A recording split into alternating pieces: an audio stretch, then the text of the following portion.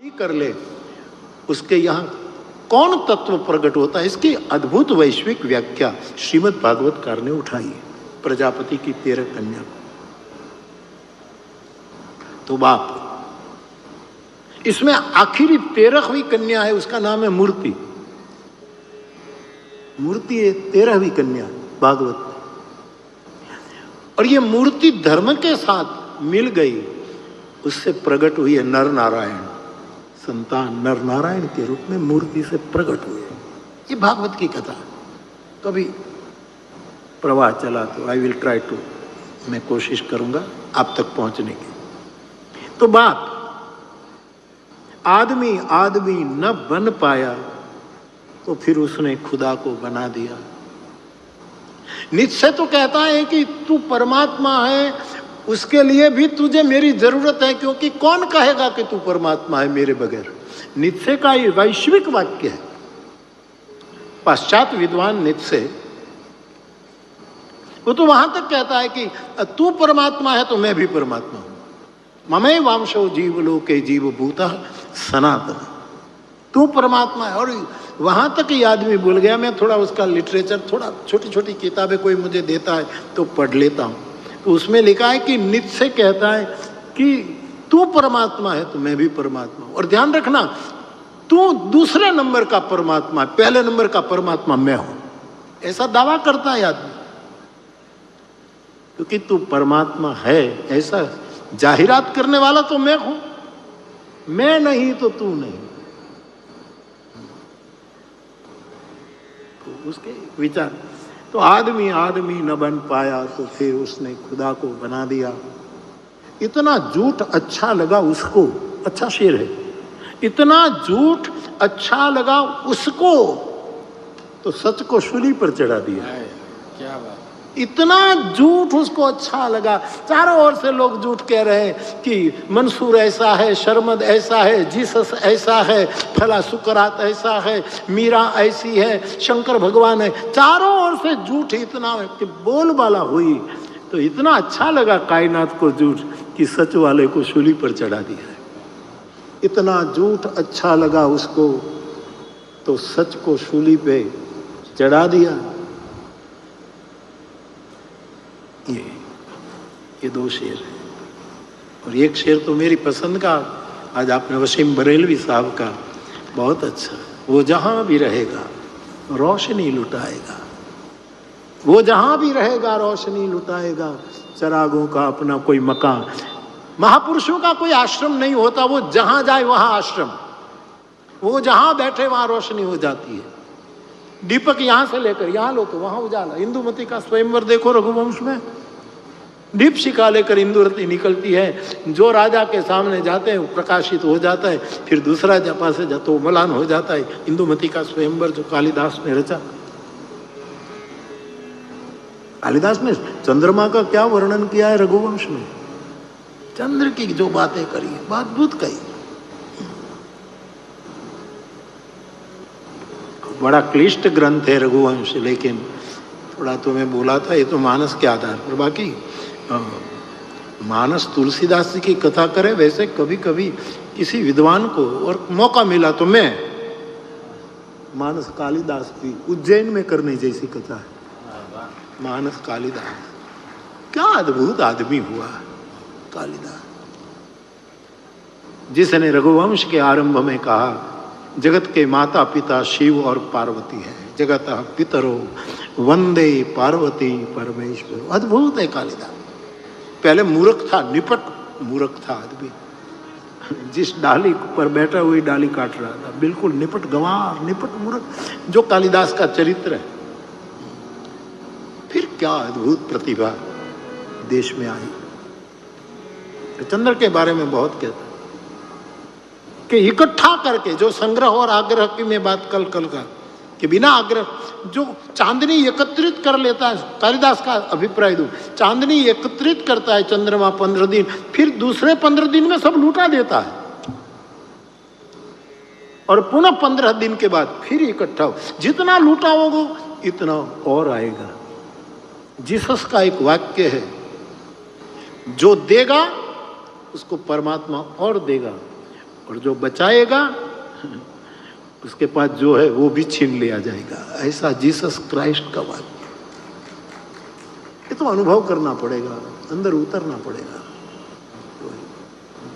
कोई डॉक्टर दवा लेने तो कहने पर समय पर उसको खानी चाहिए, अलमारी में रख दे तो बीमारी नहीं जाए। शास्त्रों के सूत्रों को आत्मसात करना पड़ेगा। तो बाप ये बात आपकी आ गई, ये शेर आ गए। वो जहां भी रहेगा रोशनी लुटाएगा, चरागों का अपना कोई अपना मकान नहीं, उसका कोई स्थान मूल स्थान नहीं होता, जहां जाए वहां रोशनी वो फैला देता है। तो आपका चुनाव भी अच्छा है, एक लेवल का है। अच्छा, कल कृष्ण बिहारी नूर साहब को आप याद कर रहे थे शाम को कि नूर साहब, हाँ, हमको इन सभी बुजुर्गों के साथ बैठने का अवसर मिला है। मुशायरा इन सभी उस्तादों को हमने बहुत पिया है। मुशायरा सब तलगा जड़ा आते रहे, या तो कहीं भी हो हम जाते रहे और उनको बहुत। एक दो और शेर सुनाओ बाबू, आपको आता ही होगा वरना आप एंजॉय करेंगे। या तो कबूल कर मेरी कमजोरियों के साथ, दीक्षित धनकोरी का शेर है, पूरी गजल है।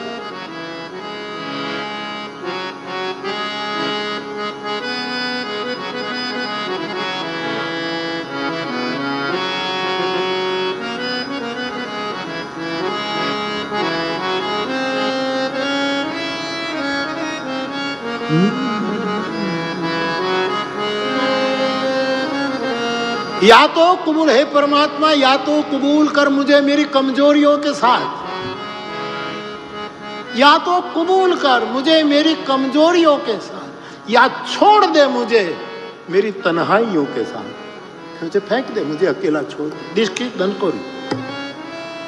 या तो कबूल कर मेरी कमजोरियों के, हम पुण्यात्मा नहीं है, हम अच्छे नहीं है, हम बुरे लोग हैं, यदि तू स्वीकार का महात्मा है तो जैसा भी हो मुझे कबूल कर। या तो कबूल कर मेरी कमजोरियों के साथ, या छोड़ दे मुझे तन्हाइयों के साथ। लाजिम नहीं कि हर कोई कामयाब हो, ये जरूरी नहीं कि बड़ा आदमी सफल हो। जीना भी सीख लीजिए नाकामियों के साथ, कभी कभी असफलता के साथ भी जीना सीख लो। ओस्मान मीर ने उसको कंपोज किया, इस ओस्मान में गाया ना। कोई दर्दी आए हैं तो एक ही बात करते कि पीले रंग की दवा, लाल रंग की दवा बोतल में देकर दे दो इस बहन को, बच्चे को पिला दे। और बहन जब जाए तो कहे उसको हिला कर पिला देना, हमेशा कहे इस दवा को हिला करके पिला। मैं क्या करता हूँ व्यासपीठ से, कभी शेर, कभी गजल, कभी पंक्ति, कभी श्लोक, कभी वेद मंत्र, कभी उपनिषद, कभी जैन, कभी बौद्ध, सबको लाकर एक बोतल में भरकर हिला हिला कर आपको पी रहा हूँ, ताकि कोई औषधि आपको सफल लग जाए। ताकि आलोचना भी होती है कि मुरारी बापू फिल्म के गीत गा लेते हैं।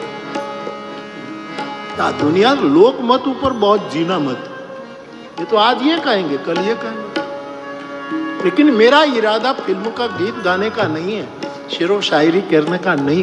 एक हिला कर, एक मानस मेडिसिन मैंने तैयार की है, मानस मेडिसिन है ये, मेरा चलता फिरता औषधालय है। गांव गांव जाकर मैं हिला हिला करके पिराने, मेरा जीवन का कार्य जो है मैं कर रहा हूं। और बाबूजी, मैं पिताजी के स्मारक को, समाधि को दर्शन करने गया सुबह। पिताजी दरड़ा साहब, किन किन महापुरुषों के साथ आप बैठे हैं, अच्छा लगता है, क्या खानदानी है, अच्छा। दरड़ा साहब, हमारे रामायण में लिखा है 100 कुल धन्य, एक कुल धन्य है जिसमें कोई एक सत्य का उपासक पैदा हो जाता हो, वो पूरा कुल है। वसुंधरा पुण्यवती चाहिए वो धरती। तो मुझे अच्छा लगा, मैं समाधि स्थान को देखने गया। कहीं पंडित जी जवाहरलाल जी बैठे हैं, कहीं इंदिरा जी बैठे हैं, कहीं कोई प्रेसिडेंट बैठा है, कहीं कोई बैठा है। मैंने एक वृक्षारोपण, तब आप बोले, मैं तो बोलने वाला नहीं था, फिर आपने यहाँ सार्वजनिक कर दिया। चलते चलते आपने बोला कि बापू मुझे अब लगता है कि मैं इतने देर से आपको क्यों मिला। ऐसा नहीं है बाबूजी, समय पर मिल गए हो। मिलने का जोग लगन ग्रहवार तिथि होती है साहब, तो अच्छा लगे। एक कबूलना मुश्किल है तो अच्छा लगता है, बाकी कोई कारण नहीं। तो हे परमात्मा, मेरा शायर कहता है, या तो मैं कामी हूं, मैं कुटिल हूं, मैं लोभी, जैसे सूरदास कहते हैं, मौसम कौन कुटिल खल कामी, मैं जैसा हूं तेरा हूं, स्वीकार। पूरी दुनिया किसी न किसी का आदर्श लेकर कहता है कि मैं तेरा हूं, मैं तेरा हूं, मैं तेरा हूं। हम भी कोई सूत्र पकड़ कर कहे कि हम तेरे हैं।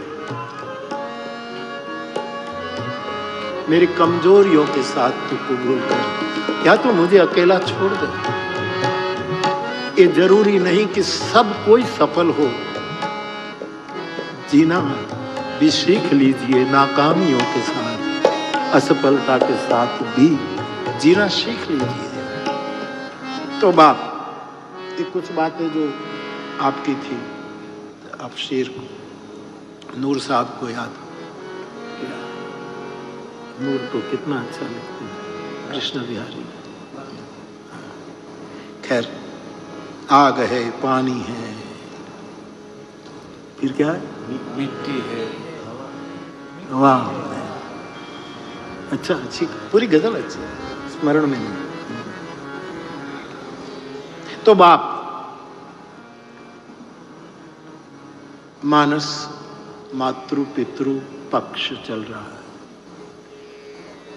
और रामचरितमानस में, वैसे तो मैंने पहले दिन भी थोड़ा, 9 पिता है, ऐसे 9 माता है, ज़्यादा भी आप गिन सकते हैं, लेकिन 9 मातृ की चर्चा है, 9 पितृ की चर्चा है रामचरितमानस। पहले पिता को समझ ले, पहले माता को समझ लो। मातृ देवो भव, हम पहले उपनिषद में माँ को ही प्रणाम करते हैं। तो 9 मातृ पक्ष है।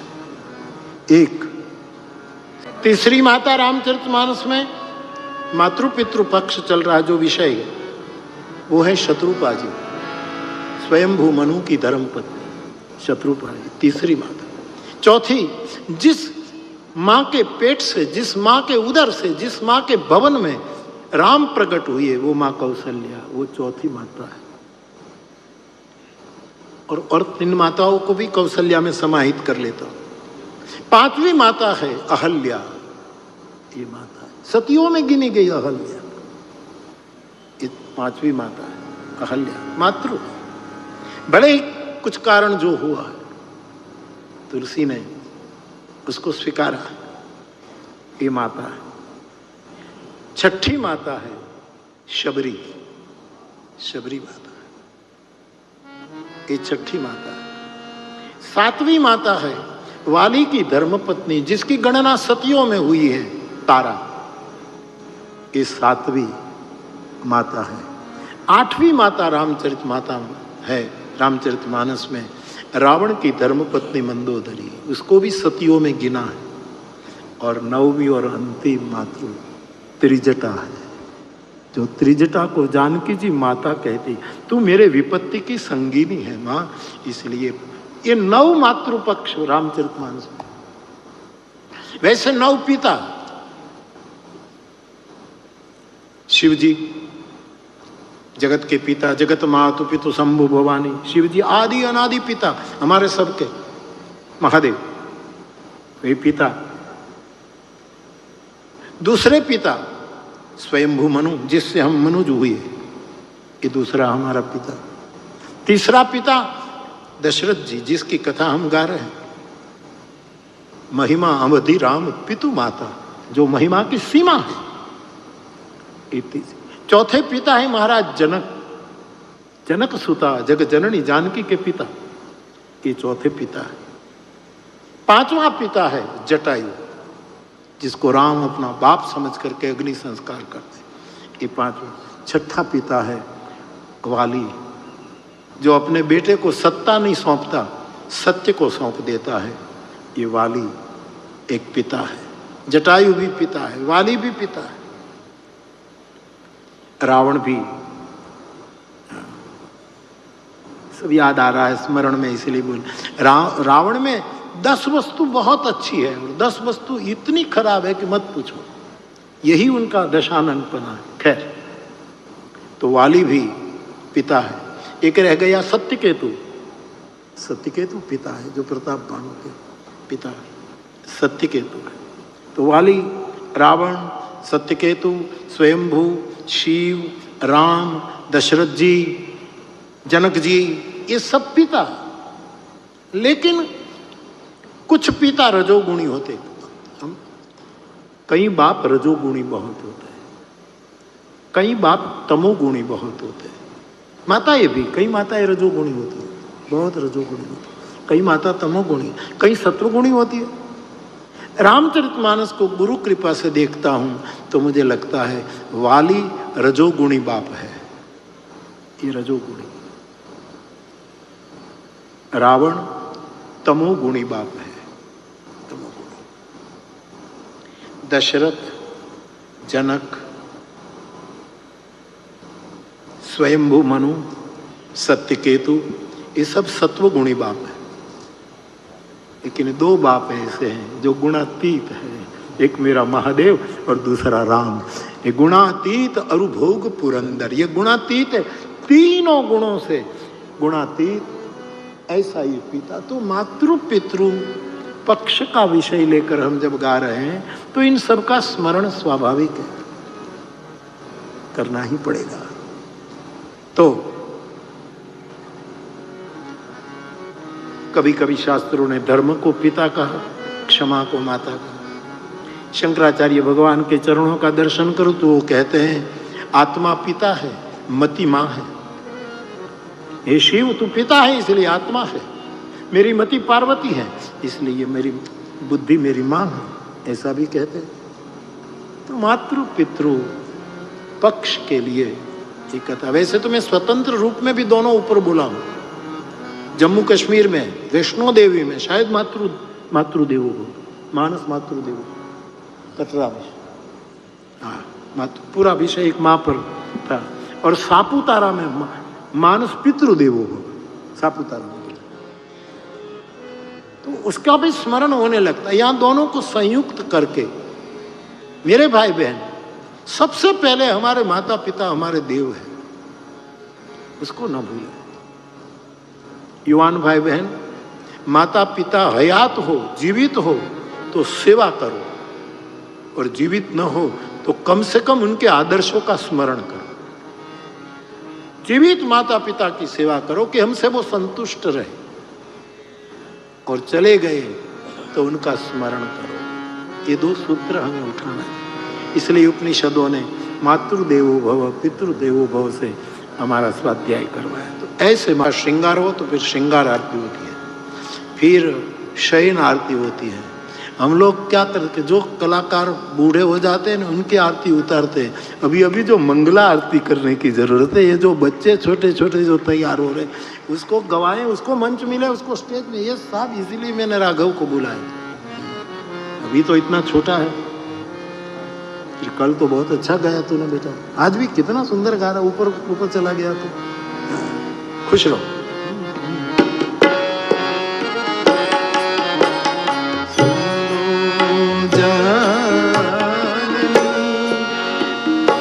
ऐसोई सूत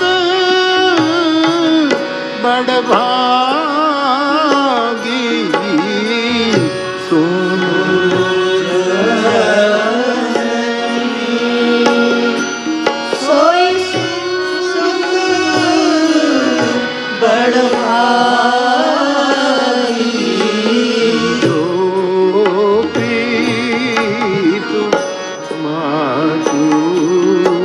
बचन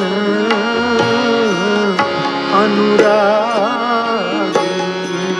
जो प्रीतु मातु बचन अनुरागी।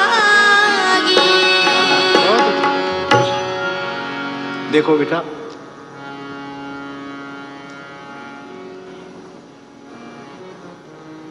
कोई साधु के पास बैठने से उसी समय हमारे पाप कटने लगते हैं।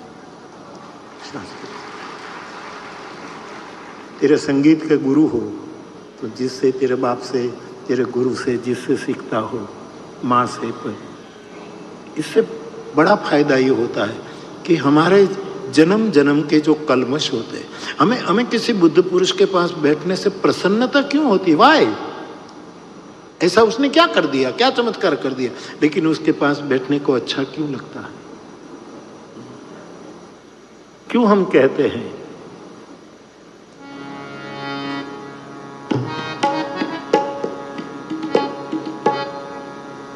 आज जाने की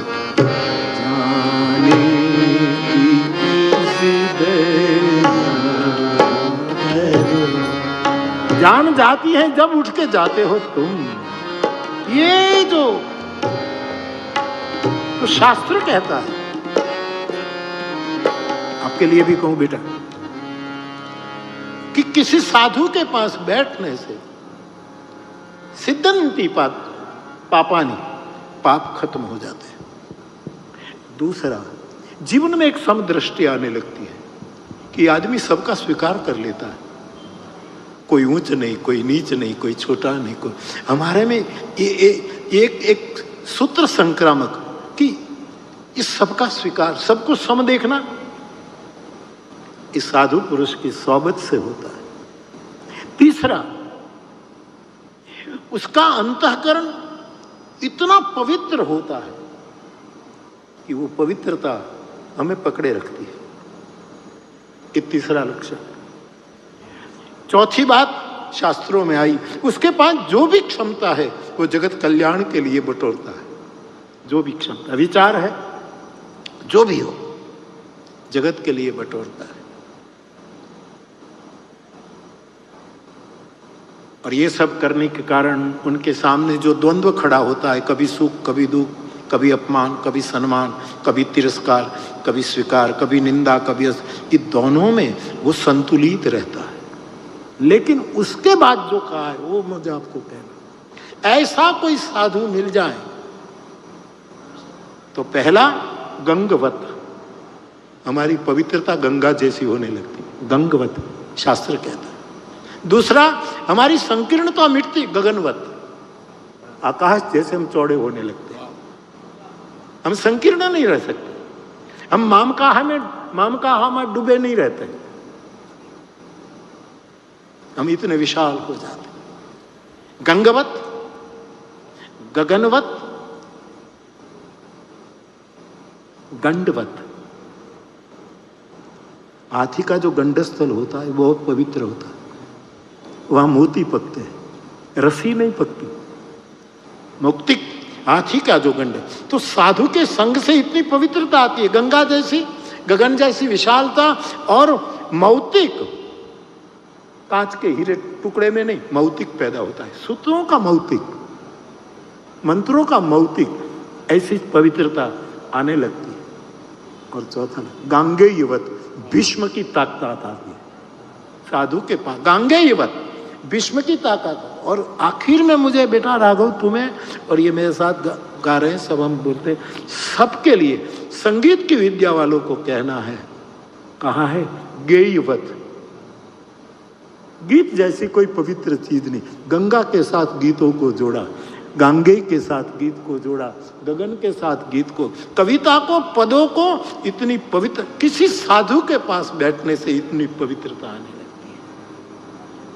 साधु ग्रंथ हम तो क्या, लेकिन व्यासपीठ पर बैठे हैं, आपके साथ गाते हैं, तो इसीलिए आनंद है। तो ऐसा करते रहना, खूब रियाज करो, हम बड़े होकर करो, किसी को उपदेश दो, विद्वान बनकर दो।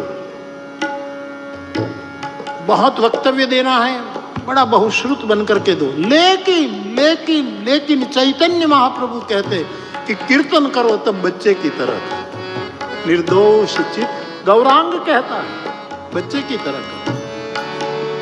बाबूजी, मैं विनोबा जी ने जब ये गीताय का उद्घाटन किया, गीताय जो शिलाओं में मराठी में गीता का पूरा भाषांतर करके एक बड़ा कोई मंदिर नहीं है, पूरी गीता है। उसमें डिवाइन लाइफ सोसाइटी के स्वामी चिदानंद जी, सच्चिदानंद जी, ये स्वामिया बापा, बजाज साहब, और मुझे भी आग्रह किया कि बापू आप आओ इस फंक्शन में, और मैं गया था। एक मंच पर हम थे, विनोबा जी नादुरुस्त थे, मंच पर नहीं आए थे, अपनी कुटी में थे। तब जब ये फंक्शन पूरा हो गया, गीता का उद्घाटन हो गया, लोकार्पण हो गया, फिर हम विनोबा जी के दर्शन करने गए। मैं गया खास, तो पहली बार मिल रहा था, तो उसकी कुटिया में हम गए। आप बैठे थे, आपका मौन था, विनोबा जी का मौन की बहुत, देखो भाई, बोलने से ऊर्जा बिखर जाती है, मौन रहने से ऊर्जा एकत्रित होती है, इकट्ठी होती है। मैं तो समाज को प्रार्थना करता हूं कि आपका जन्मदिन आए ना, तो कितनी साल के आप होते हैं, इतने घंटे का मौन रखो। जन्मदिन पर मौन छोड़ दो, क्योंकि सबके साथ उत्सव मनाओ। 60 साल के हुए हो तो जन्मदिन के पहले 60 घंटे की गिनती करके मौन धारण करो, और फिर बोलना। मौन बहुत, गुरोस्तु मौनम व्याख्यानम, दक्षिणामूर्ति शिव कहते हैं कि गुरु मौन बैठा है और शिष्यों के संशय बिना बोले खत्म हो जाते, उसके पास बैठना पर्याप्त होता है। तो मौन की बड़ी महिमा है साहब। सप्ताह में 1 आध दिन कर सको तो रहो, 1 घंटा रहो। अरे छोड़ो ना, रात को मौन रहो, घना नींद में भी बोलते हैं, उसका क्या करें, नींद में भी बोलते हैं। हमारे एक वडील थे, इन नींद में अपनी खटिया से खड़े होते थे, बाहर जाते थे, घूम करके आते थे, फिर अपने बेड में सो जाते, उसको पता ही नहीं कि मैं घूम आया। ऐसा होता है, तो लोग नींद में भी बोलते हैं। मौन बड़ा बड़ा मंत्र है। मैंने एक कथा की है, मानस महामंत्र, इसमें मौन को महामंत्र का दर्जा दिया है। मौन स्वीकार, सबको स्वीकार कर लो साहब, सबको कबूल करो। रहीम का एक दोहा है, रहीम रोशन कीजिए, कोई कहे क्यों है, कोई तुम्हें ललकारे क्या है भाई, क्या सोचते हो, क्या इरादा है, तो भी रोष मत करो। रहीम रोशन कीजिए, कोई कहे क्यों है, हंसकर उत्तर दीजिए, हाँ बाबा यूं है। स्वीकार करो। भारत को स्वीकार मंत्र की जरूरत है। गांधी ने सबको स्वीकारा, एंड टू दिस लास्ट तक स्वीकार किया। विनोबा ने सबको स्वीकारा, स्वामी राम तीर्थ ने सबको स्वीकारा। जितने जितने महापुरुष हुए, ये स्वीकार के महापुरुष हैं।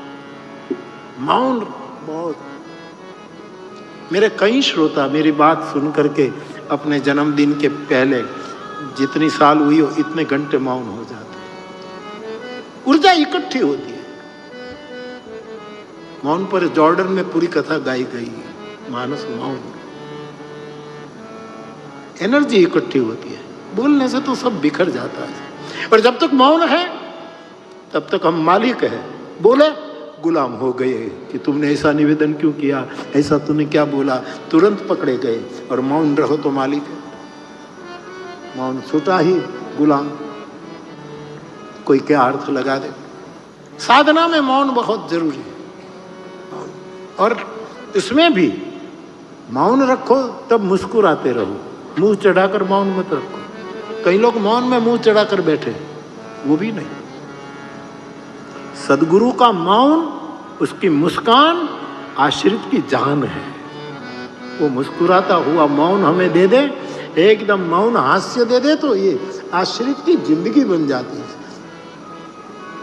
मुर्शिद की मुस्कान शागिर्द की जान है, उसकी जिंदगी बन।